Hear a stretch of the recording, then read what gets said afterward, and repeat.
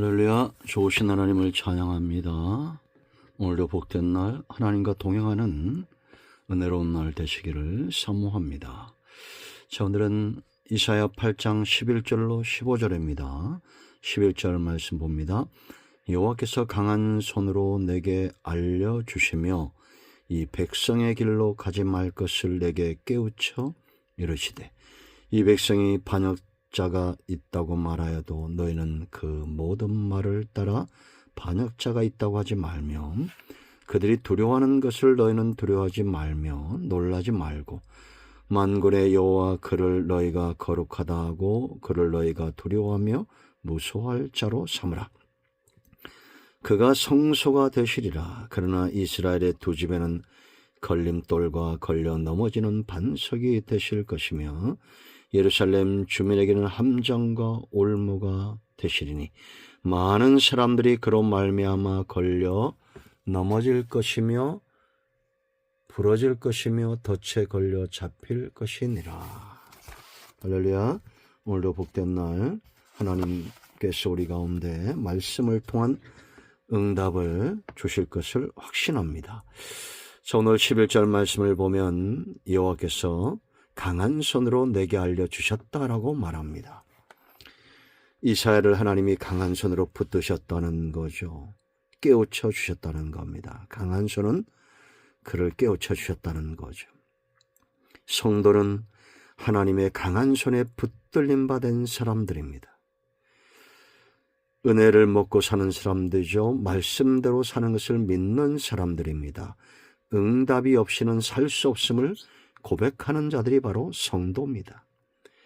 이처럼 하나님의 강한 손이 나를 붙들었다는 것은 이제는 깨달음의 삶 가운데 서 있다는 겁니다. 그것이 목적이죠. 하나님의 목적입니다. 왜 은혜를 주시고 말씀을 보내시고 응답하시고 우리를 강한 손으로 붙드시겠습니까? 그 이유가 있습니다. 11절 하반절 말씀 보면 그들의 길, 이 백성의 길로 가지 말 것을 내게 깨우쳐 이르셨다. 이 백성의 길이 뭐예요? 하나님을 반역하는 겁니다. 하나님을 의지하지 않는 겁니다. 이방의 강대한 나라를 의지하는 겁니다. 결국은 우상숭배에 빠집니다. 배도합니다. 하나님이 없는 것처럼 그렇게 행동하고 자신들의 실력과 능력과 계획을 의지합니다. 이방인과 별반 다를 바 없는 삶으로 이제는 완전히 습관화되어 있는 상태입니다. 당시의 대세는 아수르, 애굽 이런 강대한 나라들을 의지하는 것이 대세였어요. 그러나 영적으로 밝혀보는 사람들은 적들이 강해도 강대한 주변의 열강들이 힘을 과시하고 그렇게 서로 연합하고 하나님의 나라를, 주의 백성들을 침범해 올 것처럼 기세가 등등해도 그러한 때에도 하나님을 의지해야 됩니다. 풀무불의 위협, 사자굴의 위협, 골리앗의 위협, 이런 위협들이 없을 수가 없어요. 성도의 삶 가운데도 여전히 위협은 있습니다. 그러나 그러할 때 우리에게 필요한 것은 깨우침입니다. 하나님의 강한 손입니다. 여러분, 사람들이 신앙에서 떠날 때, 말씀대로 살지 않을 때 휩쓸려 가면 안 됩니다. 이사야 같은 선지자는 하나님의 말씀에 붙들림 받아 뜨거운 가슴을 갖고 불을 토하듯이 말씀을 선포했습니다. 그러나 이 백성들이 하나님을 의지하지 않고 당시의 대세를 따르고 강대국을 의지하고 흔들릴 수 있습니다.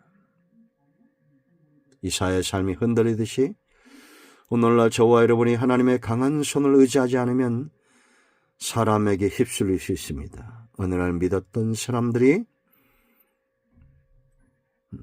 나를 향해서 등을 돌립니다. 마음을 다해 그렇게 관계를 맺었던 사람들이 어느 날 하나님의 뜻에서 벗어납니다. 그럴 때 여러분,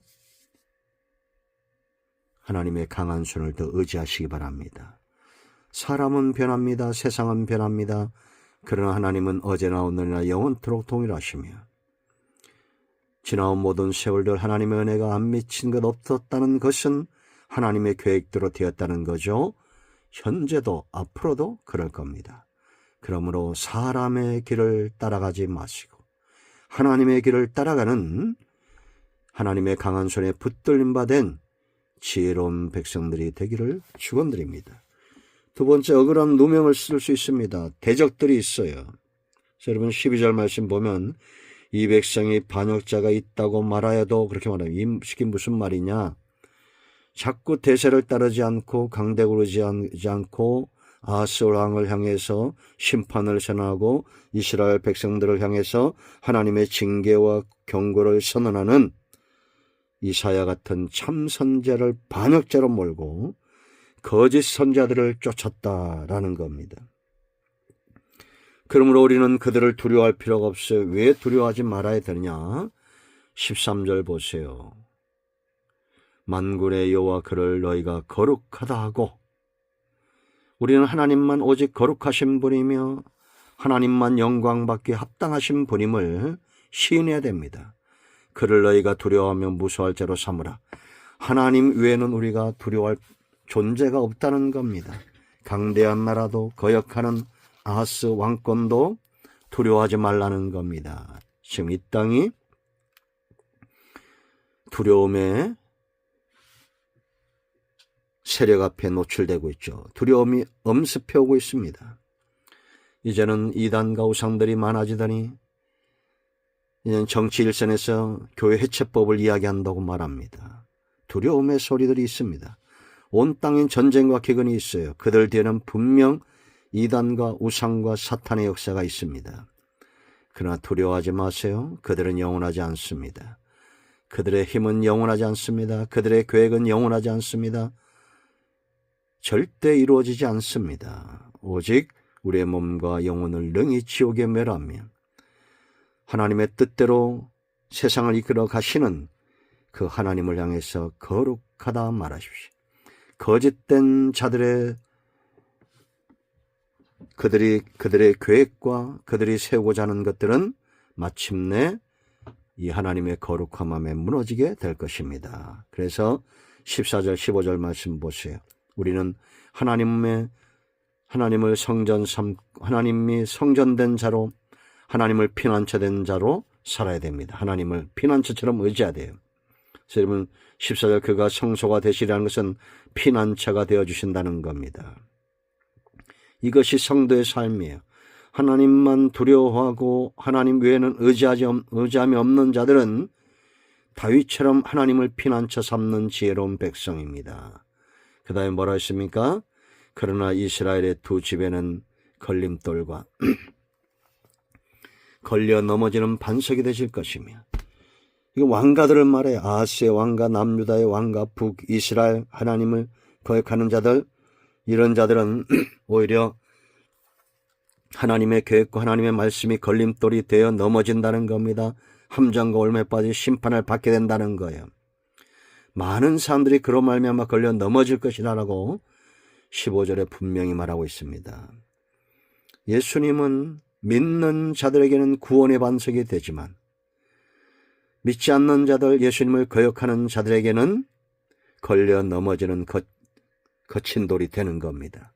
맞습니다.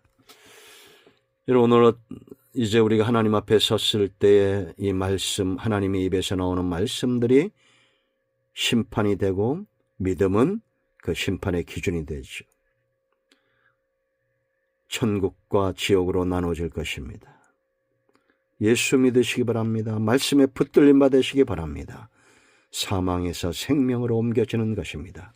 하나님에게 걸려 넘어지는 인생이 아니라 하나님과 그 입에서 나온 말씀으로 인하여 구원을 얻고 생명을 얻어도 풍성히 얻는 삶을 사시기를 바랍니다. 오늘 많은 사람들이 자신들의 계획을 세우고 자신들의 능력으로 그렇게 행합니다.